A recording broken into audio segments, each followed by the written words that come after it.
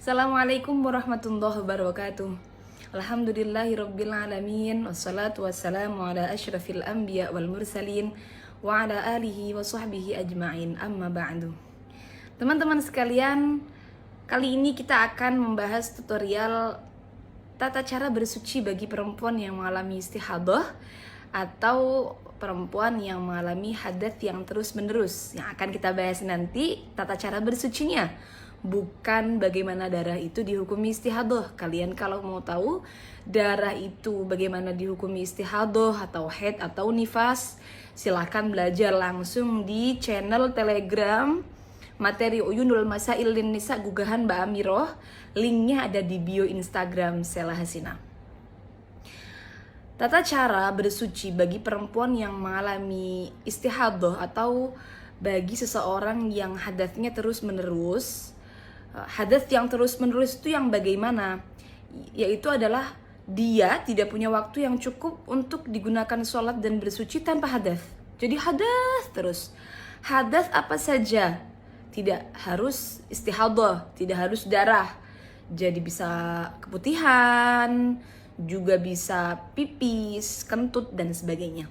Tata cara ini yang akan kita bahas nanti. Yang perlu kita ingat adalah lakukan setelah masuk waktu sholat, karena bersucinya orang yang daimul hadas, yang hadasnya terus menerus, itu bersuci yang darurat, sehingga harus dilakukan setelah masuknya waktu sholat.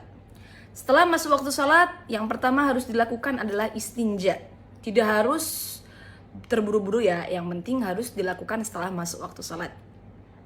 Setelah masuk waktu sholat, yang pertama istinja dengan benar. Setelah istinja dengan benar, nomor 2, menyedikitkan hadas. Menurut mazhab Syafi'iyah, menyedikitkan hadas ini bisa dilakukan dengan 2 cara. Yang pertama dengan menyumbat daerah kewanitaan dengan semacam kapas ya, yang dibulat-bulat seperti itu pada area batin, area yang tidak wajib disucikan saat istinja. Jadi memang agak dalam ya teman-teman. Jadi kapas dibulat-bulat dimasukkan ke area batin, area yang tidak wajib disucikan saat istinja. Menyumbat pada area batin itu wajib, karena kalau separuh di area batin dan separuh di area zahir justru dia malah membawa hadas. Jadi pastikan sudah masuk sempurna ke area batin, tidak separuh di luar, separuh di dalam. Justru malah ini nanti dia dihukumi. Cara ini pasti sakit, tapi kalau sakitnya masih bisa ditoleransi, maka menurut mazhab Syafi'iyah tetap wajib dilakukan. Tujuannya untuk menyedikitkan hadas. Tapi kalau memang betul-betul sakitnya tidak bisa ditanggung lagi, maka cara ini boleh di skip dan pindah ke cara yang kedua. Atau kalau cara yang pertama ini masih tidak cukup, contohnya masih tembus atau darahnya keluar deras banget, maka harus didobel dengan cara yang nomor 2. Nah, apa cara yang nomor 2? Cara yang nomor 2 itu dengan menggunakan celana semacam korset. Korset celana ditambah dengan pembalut, karena unsurnya adalah harus ada taklilan lil hadas, menyedikitkan hadas, maka harus pakai celana yang agak ketat ditambah dengan pembalut. Kalau sakit pakai cara yang pertama, langsung pakai cara yang nomor 2. Atau kalau cara pertama tidak cukup, maka cara pertama plus cara nomor 2. Nah, untuk teman-teman yang kesulitan pakai cara dengan mazhab Syafi'iyah, lalu bagaimana? Ya, kami sarankan mengikuti mazhab Hanafi saja. Kalau mazhab Hanafi, maka perempuan yang daimul hadas itu cukup berganti softtek saja yang bersih. Tidak perlu pakai celana korset yang ketat, juga tidak perlu menyumbat, juga tidak perlu. Jadi yang penting ganti softtek yang bersih kalau mengikuti mazhab Hanafi. Kalau tata cara tadi sudah dilakukan dengan benar, maka bila mana darah tetap keluar dengan deras sampai tembus-tembus, maka itu hukumnya dima'fu. Dalam artian tidak masalah, tetap sah sholatnya.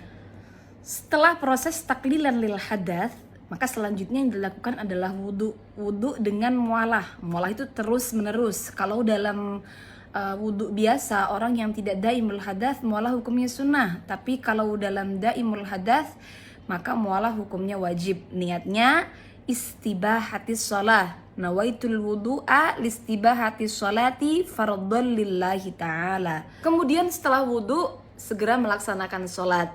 Boleh ditunda untuk hal-hal yang berkaitan dengan kemaslahatan sholat seperti menunggu jamaah, pakai mukena dan sebagainya. Nah, rangkaian bersuci tadi itu bisa digunakan hanya untuk satu fardu, satu ibadah fardu, tapi boleh untuk beberapa ibadah sunnah.